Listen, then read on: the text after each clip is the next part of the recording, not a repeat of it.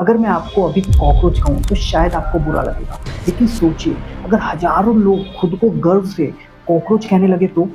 अगर लोग सड़कों पर पोस्टर लेकर उतर जाए और कहे हाँ मैं कॉकरोच हूँ, तो सुनने में मजाक लगता है ना, लेकिन पिछले कुछ दिनों में भारत में ठीक यही हुआ है। बेटे चुपचाप घंटे का इंसाफ देश कैसे होगा साफ इंजीनियर तहदाग सिर्फ करते रहेंगे बात अलग शक्ल वही जात वोट मिलने पर ये दिल्ली के जंतर मंतर पर लाखों लोग इकट्ठा हुए एक ऐसी मुहिम के लिए जिसका नाम है कॉकरोच जनता पार्टी। और इस आंदोलन की मांग थी केंद्रीय शिक्षा मंत्री धर्मेंद्र प्रधान का इस्तीफा। लेकिन रुकिए, कहानी इससे भी ज्यादा अजीब है, क्योंकि यह कोई राजनीतिक पार्टी नहीं है, फिर भी लाखों लोग इसे फॉलो कर रहे हैं। तो आखिर कॉकरोच जनता पार्टी है क्या? लोग खुद को कॉकरोच क्यों कह रहे हैं? और जंतर मंतर पर ऐसा क्या हुआ जिसने पूरे देश का ध्यान अपनी ओर खींच लिया?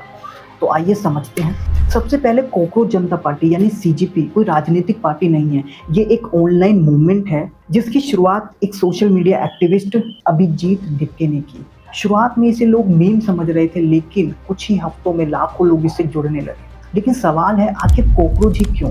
किसी शेर का नाम रखा जा सकता था, किसी बाज का नाम रखा जा सकता था, लेकिन कॉकरोच ही क्यों? कॉकरोच एक ऐसा जीव है जो हर परिस्थिति में जीवित रह जाता है। उसे खत्म करना आसान नहीं होता, वह बार बार वापस आ जाता है। और आंदोलन से जुड़े कई लोग इसी प्रतीक का इस्तेमाल करते हुए कहते हैं, चाहे कितनी भी मुश्किलें आ जाए वे हार नहीं मानेंगे।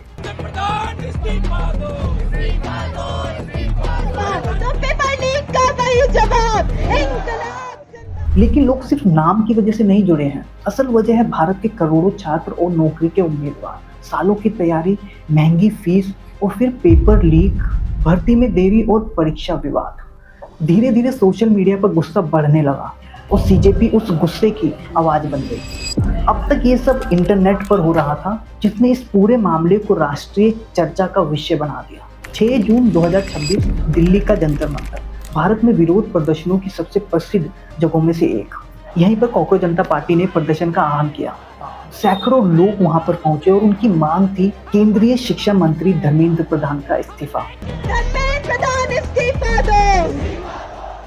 प्रदर्शनकारियों का कहना था कि परीक्षा और भर्ती व्यवस्था में जवाबदेही तय होनी चाहिए। और अच्छी बात यह थी कि प्रदर्शन शांतिपूर्ण रखा गया था। कई लोग फूल लेकर आए थे और कई लोगों ने कॉकरोच का मास्क पहन रखा था। लेकिन अब एक महत्वपूर्ण सवाल उठता है, क्या ये सिर्फ एक वायरल ट्रेंड है या फिर भारत के युवाओं की बढ़ती नाराजगी का नया चेहरा?